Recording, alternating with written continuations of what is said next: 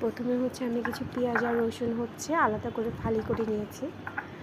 আর আমি চ্যাপাগুলোকে প্রায় হাফ আওয়ারের মতো ভিজিয়ে রেখেছিলাম, সো দ্যাট মাছের যে আঁশগুলো আছে ওইগুলো খুব সহজে নরম হয়ে উঠে যায়। আমি মাছের মাথাগুলোকে ফেলে দিয়েছি, কারণ হচ্ছে দেখা যায় মাছের মাথা অনেক সময় তিতা লাগে আর কি, সো দ্যাট মাছের মাথাকেও ফেলে দিয়েছিলাম।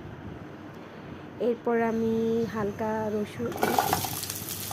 তেলে আর কি রসুন আর শুকনো মরিচ পেঁয়াজ একটু ভেজে নিয়েছি হালকা করে, একদমই হালকা করে। এবং আমি মাছটাও একটু ভেজে নিয়েছিলাম হালকা, মানে জাস্ট তেলে নেওয়া। তারপর আমি পাটা পুতা এটা বেটে নিলাম। আমার রান্নাঘর এমনই, বাংলাদেশের 80% মানুষের, মধ্যবিত্ত মানুষের রান্নাঘর এমনই হয়, কারণ আমাদের রান্নাঘরে এত জায়গা থাকে না, আমরা ভাড়া বাসায় থাকি।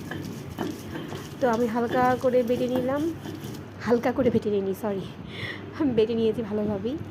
আর এই তো দেখেন আমার একদম লালচে লালচে ভর্তা, ধোয়া ওঠা ভাতের সাথে আজকে ইফতারি হবে চ্যাপা শুটকি ভর্তা।